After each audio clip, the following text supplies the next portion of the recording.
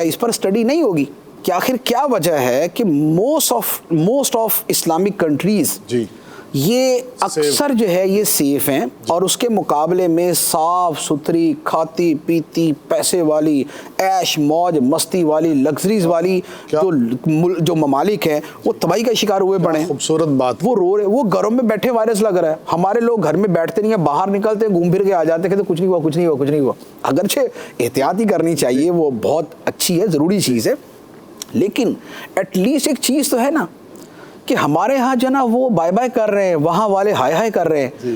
تو اب اس کے پیچھے ریزن کیا, اس کے پیچھے ریزن کیا نکلے گا, جو ایک جسٹ میں ایک یوں کہہ لیں کہ انڈیکیشن کے طور پہ عرض کر رہا ہوں, ریسرچ ہوگی تو ہی پتہ چلے گا حقیقت میں.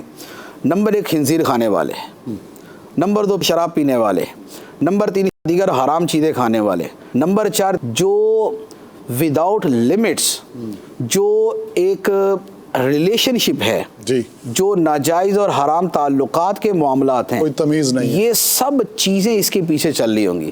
اس کے بعد پھر یہ ٹن پیک چیزیں, یہ ڈبہ پیک چیزیں, یہ کیمیکل والی چیزیں, یہ وہ چیزیں نکلیں گی کہ جس کا پتہ چلے گا کہ یار یہ اسباب بن رہے ہیں. خاص طور پہ شراب خانہ خراب.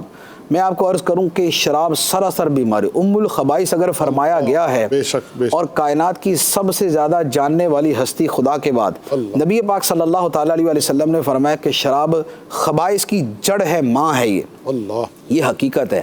اور ساری دنیا جانتی ہے کہ شراب کی خباثت کیسی ہے. ہم سے زیادہ انگریزوں نے لکھا ہے اس کے اوپر, ہم سے زیادہ امریکہ میں لکھا گیا, مسلمانوں سے زیادہ انگریزوں نے لکھا ہے کہ شراب کی تباہیاں کیا ہے. کھانسی ہے یا شراب نہیں پینا, گردوں میں پرابلم ہے یا شراب نہیں پینا, جگر میں خرابی ہو شراب نہیں پینا, اچھا ہارٹ کا پرابلم ہے یا شراب کم کر دو, اچھا آنکھیں خراب ہے تو بھی شراب کم کر دو, دماغ خراب ہے تو بھی شراب کم کر دو, نفسیاتی امراض ہے تو بھی شراب کم کرو. وہ بھائی جب اتنا تم کہتے ہو کہ کم کر دو تو اسلام نے تو پہلے پابندی لگا دی کہ رجس من عمل شیطان, یہ شیطان کا عمل ہے, ناپاک ہے.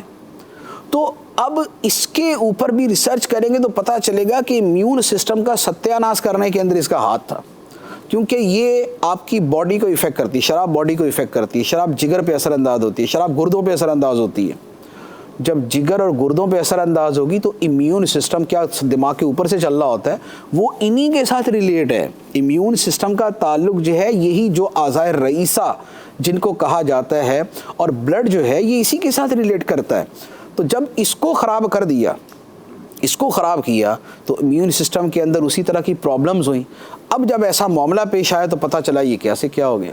لیکن ہوگا یہ کہ شراب کا تو بزنس ہے دنیا کے اندر, اتنا بڑا بزنس ہے, تو کیا ہوگا کہ یہ کمپنیاں میڈیا کو پیسے دیں گی اور ان کو بولیں گی کہ بھئی اس کا نام نہیں لینا, یہ لسٹ میں سے کاٹ دو. تو اب جس کا جو بس چلتا ہے اور جو ان خرابیوں کی بنیاد بنتی ہے, اس کے لوگ پیسے دے کے اس کو لسٹ میں سے نکلواتے رہیں گے. ریسرچ اسکالر جو ہوتے ہیں غیر مسلم یا مسلمانوں میں بھی کچھ ایسے ہوں گے کہ جو پیسے لے کے ریسرچ کر رہے ہوتے ہیں, ریسرچ میں ڈنڈی مارتے ہیں, اس میں چوری کرتے ہیں, اس کے اندر حقائق نہیں بیان کرتے ہیں. کتاب چھپنے لگتی ہے تو اوپر سے کوئی نہ کوئی پریشر اور پیسہ اور مٹھی گرم کر کے ریسرچ میں سے وہ چیز نکال دی جاتی ہے کہ یہ نکال دو باقی ڈال دو.